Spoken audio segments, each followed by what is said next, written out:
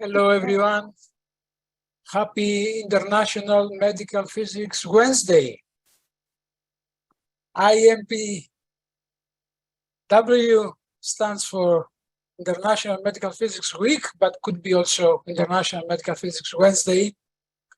We are in the middle of our IMPW, middle of week, and I'm very pleased to introduce our speaker today, Dr. Madan Rehani. Madan is very well known, a widely recognized medical physicist. He is the immediate past president of IOMP, director of the Global Outreach for Radiation Protection at the Massachusetts JAMA Hospital, Boston. He's a retired professor of medical physics, used to work in the IAEA, International Atomic Energy Agency, author of many publications. We have uploaded his short CV, the short CV of all webinars, webinar speakers has been uploaded on IOMP's website. Please visit our website. You will find important information in the IMPW section about credit points, next webinars, abstracts of all talks, and so on. The topic today, the title is Cumulative Dose.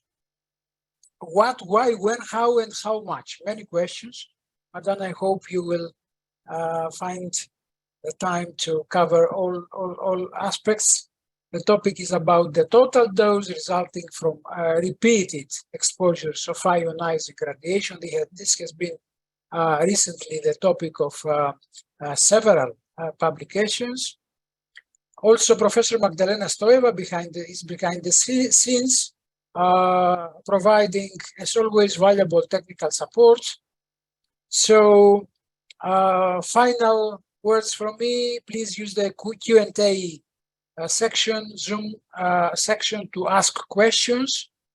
Without any further ado, I'd like to ask Madan to start his talk. Madan. Thank you, John. Thanks for the kind introduction and thanks for organizing this webinar. Thanks to Magdalena and Child for all the technical help, and thanks to all the participants from different parts of the world. I know it is 10 p.m. in Australia and 5 a.m. in western part of US. So many of you come from very diverse timings, and thanks indeed for your participation. As has been announced, that I will be talking on the cumulative dose aspects. I am sure there is one point where there are few points where we all agree, and that is the medical imaging is immensely useful. Not performing a needed exam can have more harm than predicted radiation harm. And whenever we talk about radiation risks, it does not diminish the usefulness of the imaging, but it helps to enhance the benefit risk assessment. For we medical physicists, radiation dose is like some of these tools which are essential. So for us, radiation dose is essential element. I recall the time when I joined this profession in 1970s, when I was reading the books and literature. That time we used to have skin dose and critical organ dose. It was in 1970s itself that it was realized that for X-ray exam, often there are no critical organs except some organs like eye, thyroid, breast, gonads. And since many organs are involved in any exposure, so the effective dose was developed in 1970s by ICRP. And then when many exams are involved, Then the cumulative dose, whether one may call it cumulative organ dose or cumulative effective dose, was something which was thought of. Let me run a poll at this time.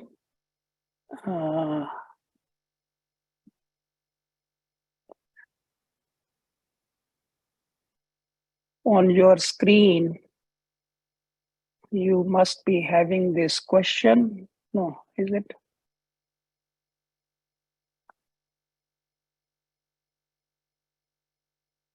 Sorry for the relaunch. This is poll question 1, Madan. Yeah. Okay. So I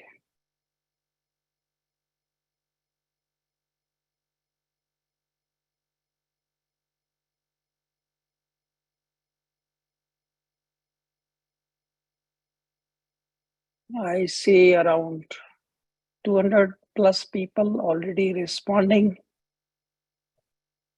I'll wait for another 5 to 10 seconds.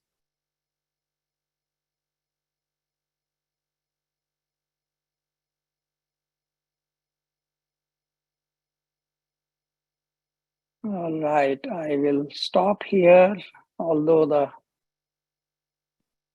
responses are going on. So 1/3, 2/3. All right, so let me go over to the next question then.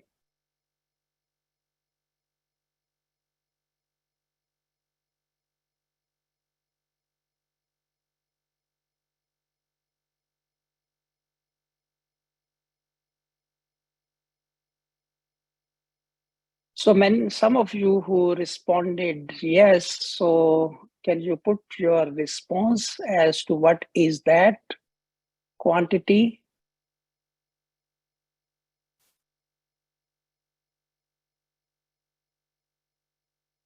What is that meaningful alternative to cumulative effective dose when several organs are exposed in a single patient in multiple imaging or recurrent imaging, and we are interested in stochastic risk? All right, I will stop here, and I don't see the answers here. Anyhow, so let us get on to it. In fact, in this year, there is no better alternative to cumulative effective dose. So it's like other day when I saw in a Harvard article, we hate Twitter, but we need Twitter. So there may be many inaccuracies or controversies in cumulative effective dose, but there is no alternative in the situation in which we mentioned. So much so that ICRP, who had initially established the effective dose itself, is now taking a stand that effective dose is applicable for patient dose also. And this was an article published 2 years ago in which there is a question: can E be used to sum the cumulative doses from multiple examination to individuals? And the response was yes, it is the only quantity which can reasonably and practically be used to sum doses from different types of exposure. From European Society of Radiology, there is this publication, dosimetric quantities and effective dose in medical imaging. So they also have indicated that effective dose and cumulative effective dose. So the message from all these sources is that till the time there is a better alternative, there is no other way but to accept that. There are various ways of calculating the effective dose and then cumulative effective dose in different imaging modalities. In CT, for example, one starts with DLP and has a conversion factor for effective dose.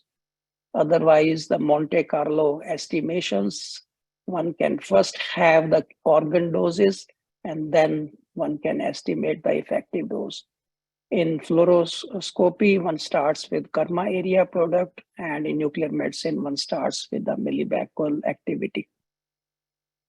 Also, there have been some publications comparing the radiation risk across 12 surrogates, and there is indication that conversion from DAP to effective dose is less accurate than conversion from organ dose obtained from Monte Carlo.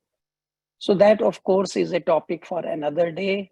What are the inaccuracies in effective dose? So today we will go with this assumption that there is no other alternative, better alternative than cumulative effective dose.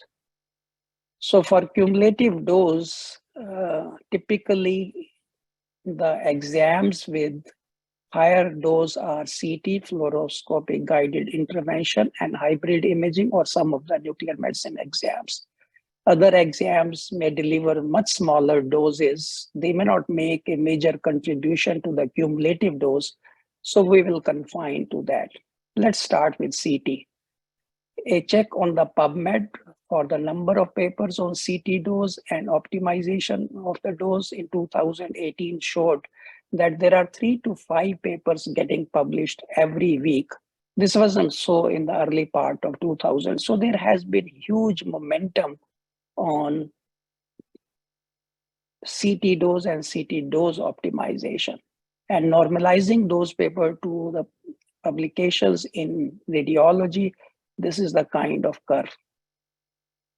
Between 2001 and 2005, the International Action Plan was started by IAEA, then cancer risk papers.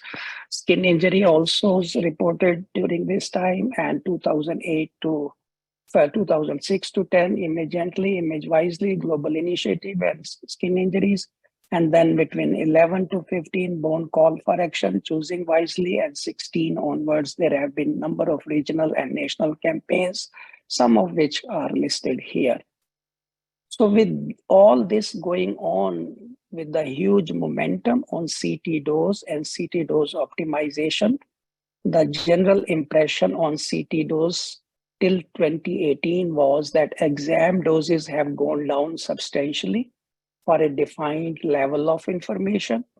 There are continuous efforts, and momentum on CT doses has been astounding. CT cannot be considered a high dose imaging modality and no need for alarm. So this was till 2018.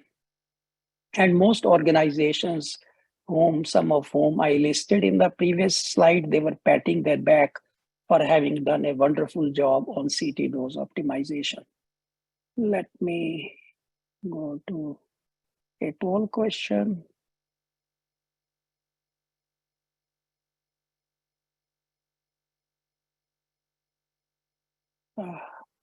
There is some issue with the launch. It doesn't.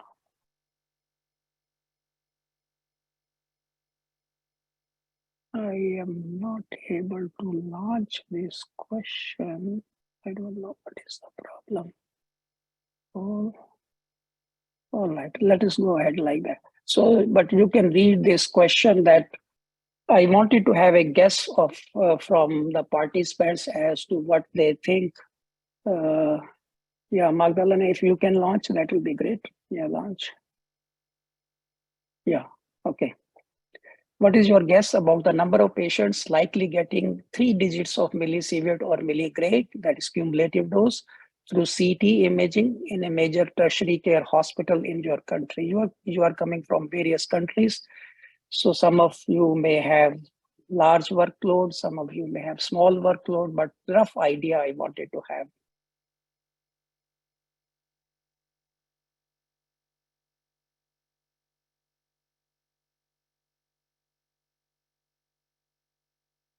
Another 3-4 seconds, I will stop, although very fast response is going on, but we need to keep tab on the time.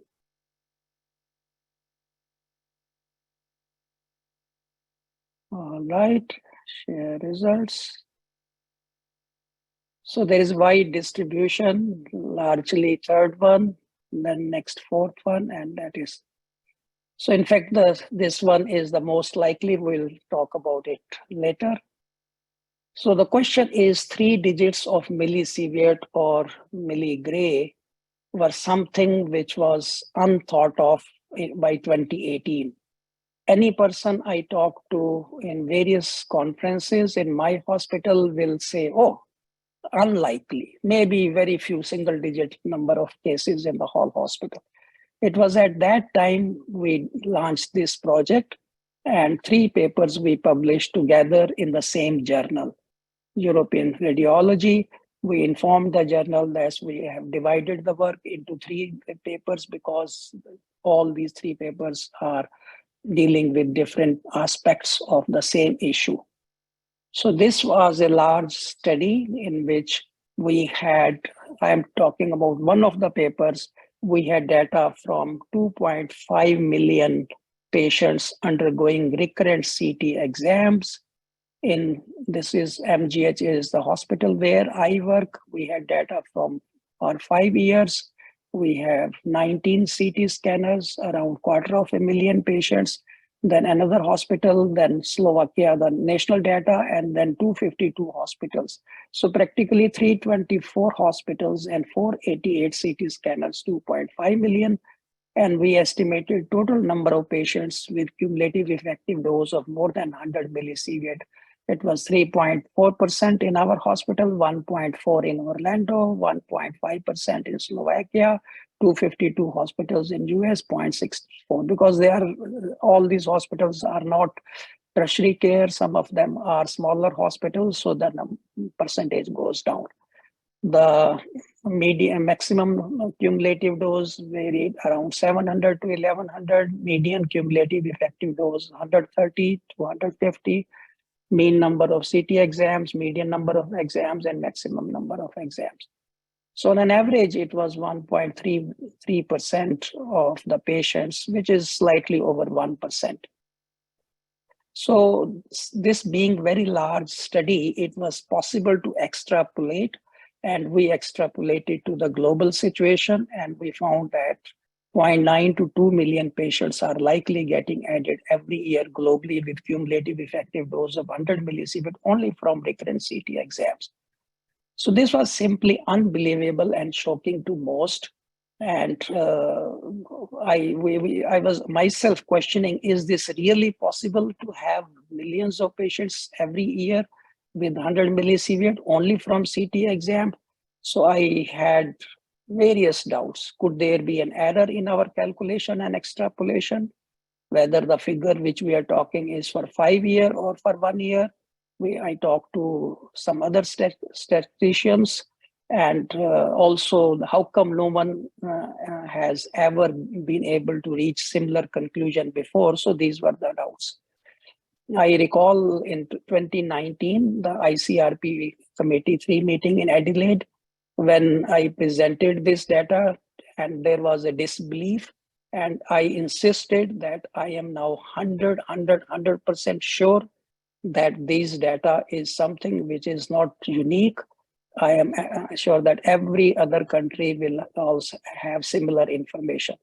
So I requested the ICRP colleagues to go back and do work in their own country, and luckily they did, and I will show you their results also later on.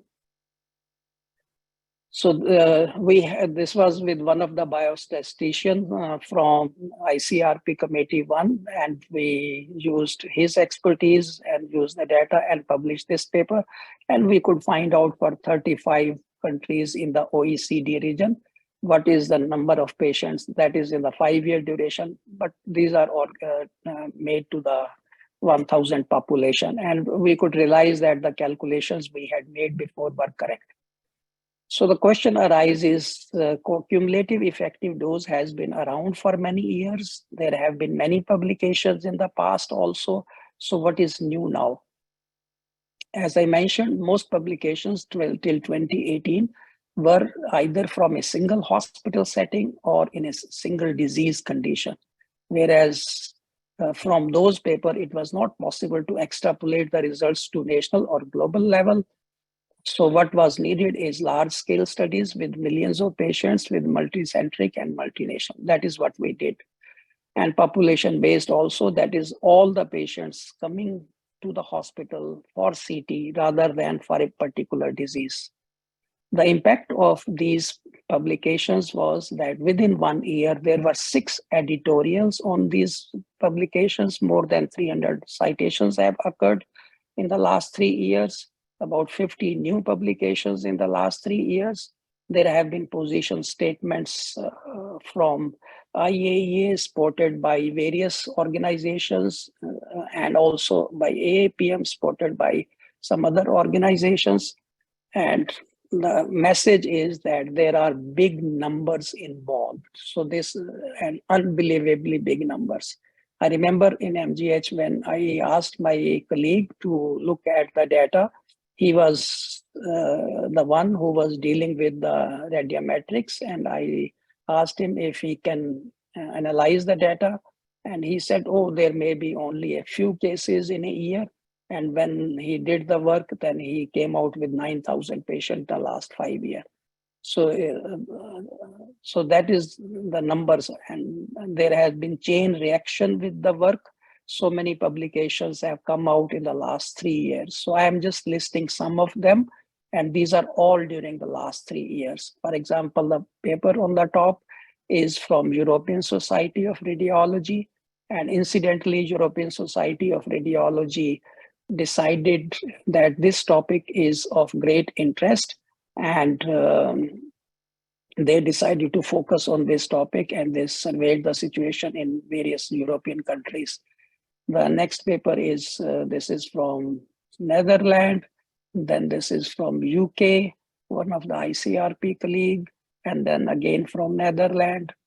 This is a paper again from European. This is the radiation dose management systems, because the question came, how good are these dose management systems? So the recommendations were brought out and assessment were done, identification being exposed to, this is the now in some of the specific situations like intensive care unit or in real life settings, quality assurance of dose management systems. There has been also publication on comparing the patient effective doses from different city based on different calculation methods. So there has been lots and lot of work in the last 3 years on this topic and associated topics to indicate that this topic is really a hot topic in the last 3 years. A lot of work. I'm just skipping to in the interest of time. The BJR had a specific focus issue on contemporary, so half of the publications were on recurrent imaging. This was October 2021. So this is also a review article on cumulative doses due to nuclear medicine examinations and radiation protection perspective to recurrent imaging, what is known and all this. So quite a lot of them. Organ doses wise, we estimated that in this cohort of patients with more than 100 millisievert, the mean dose, organ dose was more than 100 millisievert. There were some organs having the dose higher than 200 milligray. I mentioned millisievert by mistake, for stomach and liver, and other were 100 to 200 milligray, all these 9 organs. And different organs, different percentage with high dose. So let me go to one question. I hope it runs. How much is likely to be the minimum time for a patient to get 100 millisievert through recurrent CT exam? Assuming that there are quite a few number of patients who are undergoing recurrent CTs, and how many of them can get 100 millisievert in different timings, 1 year or more, 6 months, 1 month, 1 week, 1 day. So I see 430, 450, another 5 seconds, although there is a busy response rate.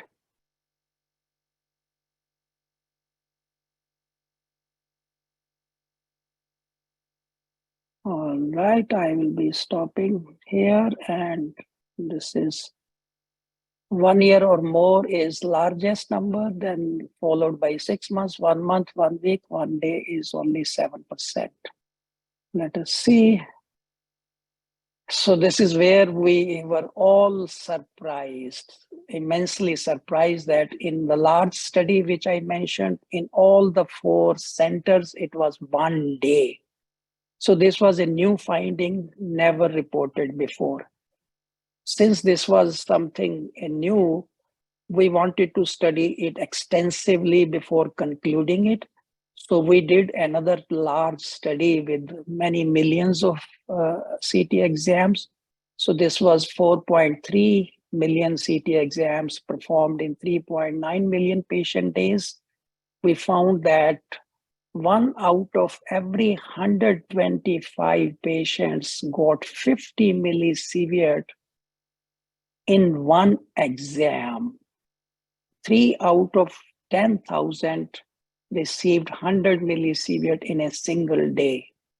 So now we know from a large study involving more than 4 million that what is the likelihood of patients. This was in more than 300 hospitals, and 9% underwent more than 1 CT exam in a single day.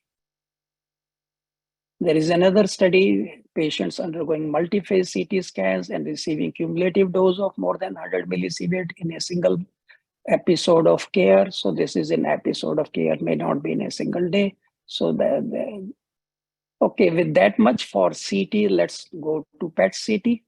So this was another study which we published. This was only from our hospital, in which we found that 1 out of 5 patients had more than PET CT exam in a calendar year. And the age distribution was like this. And we found that 1 of the 8 patients received cumulative dose of more than 100 millisievert. And in the second study, which was also published, we had found 1 out of 4. So practically either 25% or 12%, which is larger percentage than what we had with CT. Also, we studied with the interventional procedures. So we had collected data from our hospital for 9 years, 12 interventional radiology rooms, nearly 46,000 fluoroscopic guided interventions. We estimated the effective dose and found the number of patients with more than 100 millisievert.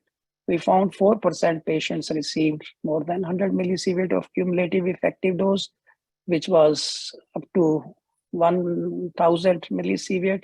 Median was 177 millisievert, and 42% patients received more than 100 millisievert only in 1 fluoroscopic procedures. 79% underwent all fluoroscopic procedures within 365 days. So essentially, with this background, we still are lacking good data on imaging in radiotherapy, the doses involved, the cumulative doses involved to the tissues, non-target tissues, and total dose from all exams.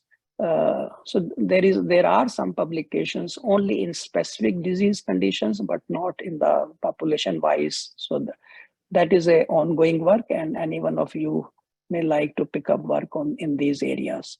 So summarizing the results so far, and before I go to the other topic, is that this is the magnitude of the patients which we have talked about, and what is known and where we are not there.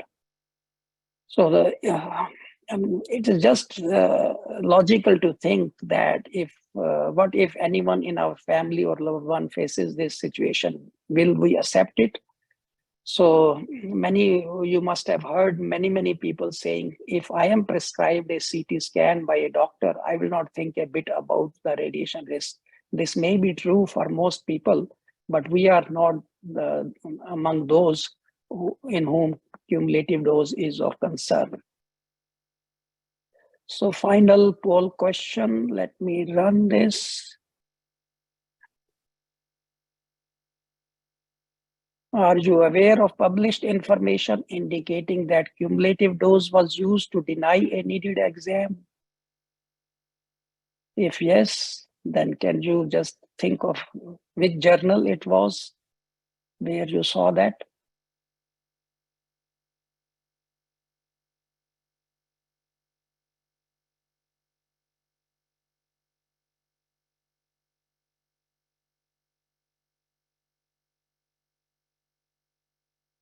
I will stop here with almost 500 responses.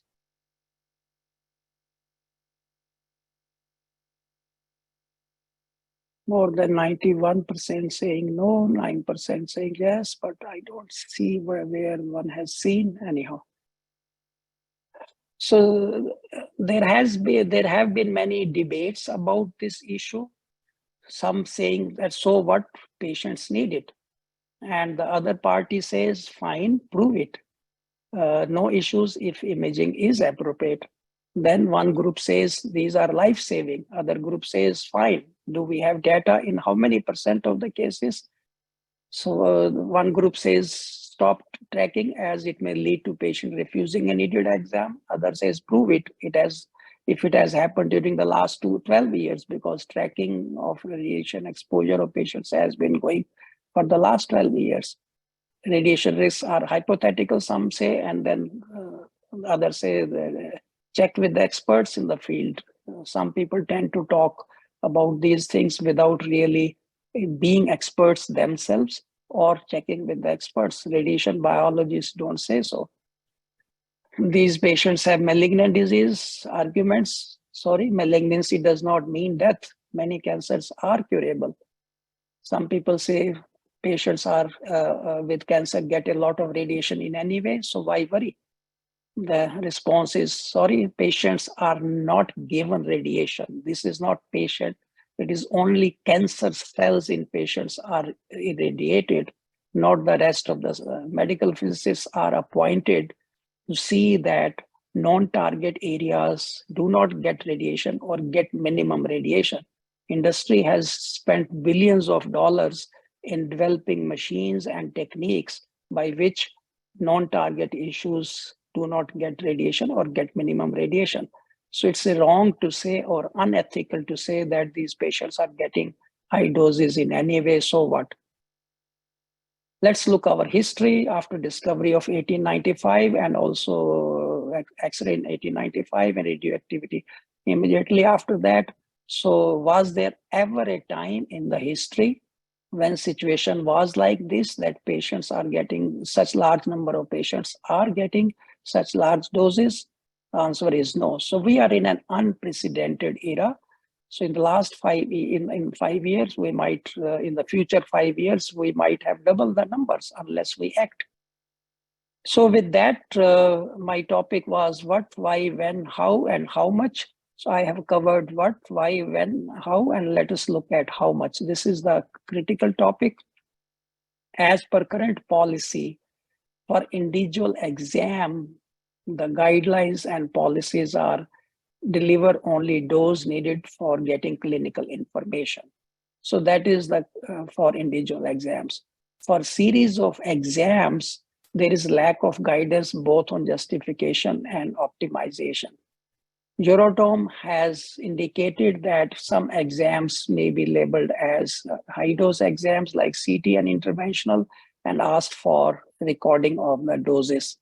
Suggestions in the literature have been that if there is a paper by two referring physicians, they have mentioned that the way they use controlled drugs with risk stratification, and they have framework for the controlled drugs, maybe that can be used. So then there are other suggestions in the literature that instead of having green light in the terms of there can be yellow light, so that wait, watch and go kind of a thing. At the moment, the policies are green light for patients. So there could be some way to watch and go. Need for better information has been raised, correction factors for repair. In recurrent imaging, now we are finding the need to emphasize to radiation biologists and epidemiologists that they should develop correction factors which take into account, but otherwise at the moment we have no other way than summing up the doses from various exams at different times. I have asked ICRP colleagues, the topmost scientists in the field, they tell me that there is no other way but for us to sum up these doses. So age-related radiation sensitivity factors need to be brought out. Almost 70-80% of the patients are in the higher age bracket of more than 60 plus. So there is some research these days that the sensitivity at senior level is half than that at the middle age groups, but there is a more work needed at different age. Life expectancy issues for diseases, how to take them into account when patients with large or high doses and recurrent imaging are involved. So these are the things where is our current information and dose versus risk correct? Now that we have a huge cohort of patients moving around with more than 100 millisievert in most of the countries, radiation biologists and radiation epidemiologists could take this cohort and focus on the research on these patients. And finally, what are the research implications from the cumulative dose research, which has taken momentum in the last 3 years? It has created focus on patient safety, not just on technique optimization. Previously, we were happy till 2018, as I showed, that if the technique is optimized and justified, then we are done, we are good. So, but now we have realized that it is a patient safety which needs to be kept in mind, not just technique. It has created compelling agenda for industry to develop safer imaging machines because current machines are not really able to impart adequate safety in such cases which you have seen in this talk. Identification, there are publications in which we have identified conditions in which appropriateness criteria are not available from ACR, from patients who are in this cohort of high cumulative doses. So this has given agenda for the appropriateness criteria development organization. Identification of what clinical condition lead to frequent imaging and to what extent. So these are the topics which have come out for future. And finally, the last slide. So there's a need to create balance in emphasis between tissue reaction and stochastic risk. There are publications which have shown that the stochastic risk in the high dose cohort is tens of times more than the tissue reactions, whereas the emphasis has been primarily on the tissue reactions in interventional. That is what I and many of our colleagues had been teaching in the last years, that tissue reactions are more important in interventional procedures, but now we have seen that it is not something which is the case. Even stochastic risks are important. Urgent need for research on radiation effects need to be there. Urgent need for imaging guidelines development in recurrent imaging, and urgent need for ICRP to develop recommendations for protection in recurrent imaging. And I think with that, I wish to thank you for patient listening, and over to you, John. Many thanks, Madan, for your very informative, interesting presentation. We have many questions, as you can imagine. Not much time, but I think we can cover most of the, or at least many questions. I have tried to combine some of them, and some questions are in the chat, some others in the Q&A. I will start from a provocative question. Dr. Roy Steiner says, I have noticed that the high doses is for perfusion headset. It saves life. Do you think we should cancel this test? Absolutely not, the last part, number one. Secondly, the high doses are from perfusion. It is also incorrect, totally.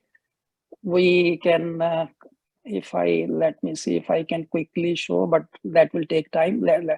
If you can see to the second paper, which I had shown in the 3 papers, we have done analysis on which kind of patients are getting high doses and which indications are leading to this 100 millisievert cohort, and what is the frequency of those indications leading to this group. So this has been studied very, very well. So one cannot say that it is perfusion. So, and we had listed top 50 conditions.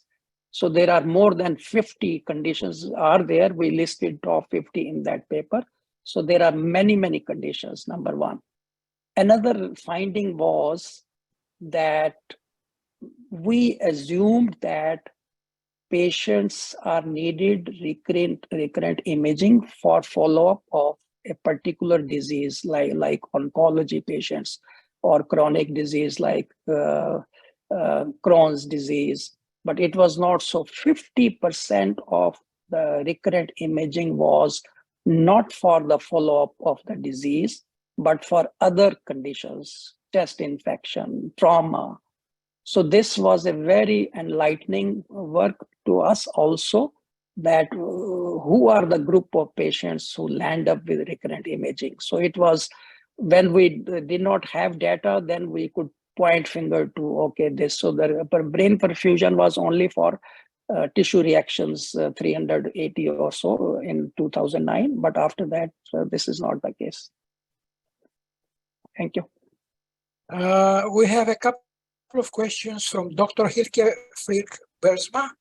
I know her. She's the chair of the local organizing committee of the ITRAP 2023. It's an international conference on education and training in radiation protection.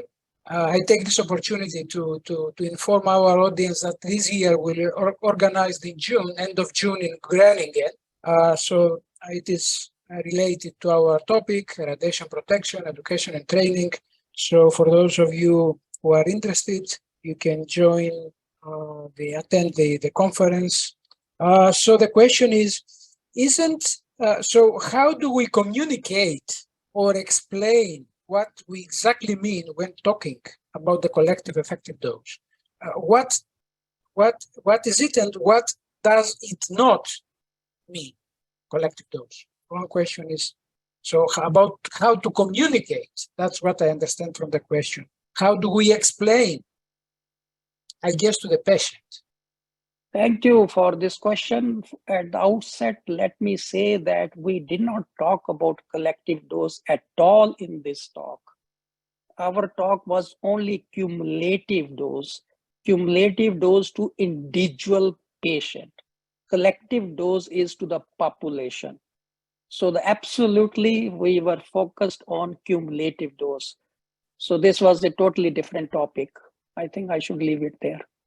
Okay, thanks for the clarification, but I will again then rephrase the question. How do we explain to the patient about the doses from recurrent examinations? Well, is there any, do you think that we need to inform patients? Point number one. Point number two, how do we discuss this? How do we inform the patients? Firstly, I will say that we people, medical physicists, are hardly ever explaining to the patients. Sometimes we extend our boundaries too much. So this is the job done by the referring physicians primarily. And they do have to explain to the patients the doses as such from individual exams also. And that is what they have been doing so far in whatever way. So there is definitely need to have better mechanism to explain to the patients, because in the past, most patients will not talk about those, will not ask about those, but these days more and more patients are asking.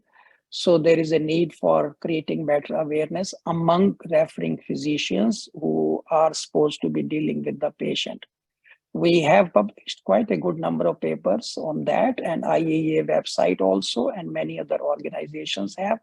So for example, I myself, when I have to see anything regarding my symptoms, not related with radiation, but anything, I put in the Google and I see Mayo Clinic for Cleveland Clinic, I trust that. So many organizations are providing this. So go to trustworthy organizations, and these organizations are providing information on communication with patients. There is a publication from WHO for pediatric imaging. The IAEA website, ARPO website has a huge information. In US, there is a website that by the RSNA and all that. So there are organizations which provide this information. Thank you, Madan. We have 3 or 4 questions on the same topic. How do we calculate doses? So one question is about you. How do you calculate? How have you calculated doses in your studies? Patient doses, using TLDs, using any other methods? And then there are also other questions related to dose calculation. Do you know of or can recommend any CT dosimetry software that is modern, freely available, has a large fandom library, and is easily available? And another question in the relevant question that is in the chat, solutions for tracking doses for a patient that underwent imaging on different centers in 1 year. These are all very pertinent and good questions. Let me start with the first part about at my center. And also I heard you say about TLD and all that. TLD is something which is a passive dosimeter. I personally never like passive dosimetry. I prefer active dosimetry. So TLD may be for occupational. Even there also in our hospital, we have switched over to the active dosimetry with the wireless transmission so that the dosimeters don't have to be sent. So whatever. So active dosimetry, number one. Number two, in our hospital, we have a dose management system like Radiometrics we have. So what I can do, I can key in the medical record number of any person, and it gives me the list of all the exams and the doses and cumulative doses obtained by that individual. How does the system estimate the dose? Is that it has a Monte Carlo estimation system for which every slice by slice, it has the factors and available. So the moment a patient is scanned, so it sees the topogram, and based on that topogram and placement, it estimates the organ doses for various organs. So it provides the organ doses, and then based on ICRP 103, it estimates the effective dose. So suppose if I want to have all patients above 100 millisievert, I just put the threshold 100. So that is all patients with above 100 millisievert will be listed. It lists that. So various dose tracking and dose management systems are providing this. And these automatic systems are the one which I think are better than any other ways in the past. In the past, of course, from radiological information or PACS and all those things, there were also some freewares. I have never tried that. So I personally have used only the dose management, standard dose management systems, and I will feel that they are good. Thank you. Thank you, Madan. There is an interesting question from an anonymous attendee. Should we follow up patients with high doses on an individual level? And if yes, how? This is something which I will say is a very good topic for radiation researchers, that is radiation epidemiologists and biologists, that they should take these individual patients as their cohort. Gone are the time when patient dose estimation was a difficult thing and reconstructive dosimetry was used. So we are not in that era anymore. We have much, much better dosimetry available these days. And for radiation epidemiologists, it is so easy to get radiation dose information in a much more reliable manner than what it was some years ago. And medical information is also available. I am sure in the coming 10 years, there will be lots and lots of projects with millions and billions of dollars going into the analysis of these patients with high doses. And I presage that after some 10, 15 years, we may find that our knowledge on radiation effects, which is derived from studies available so far, including the Japan A-bomb survivor, we may find that our results are different. So this is a very important topic to work upon. And in future, this cohort is very important cohort and most useful for future radiation protection guidance also. Thank you. Thank you. There are a couple of questions about CBCT in radiotherapy. About the doses from CBCT. I think you presented a slide on this. Doses from CBCT in radiotherapy. I did not present a slide. I wanted the work to be done on this. And the issue is that the non-target doses in CBCT in radiation oncology need to be studied and added to the cumulative dose from other exams. Maybe I missed mentioning this in one of the previous question when somebody asked about exams being performed on the patient in different hospitals. So this was one issue which was in my mind some years ago.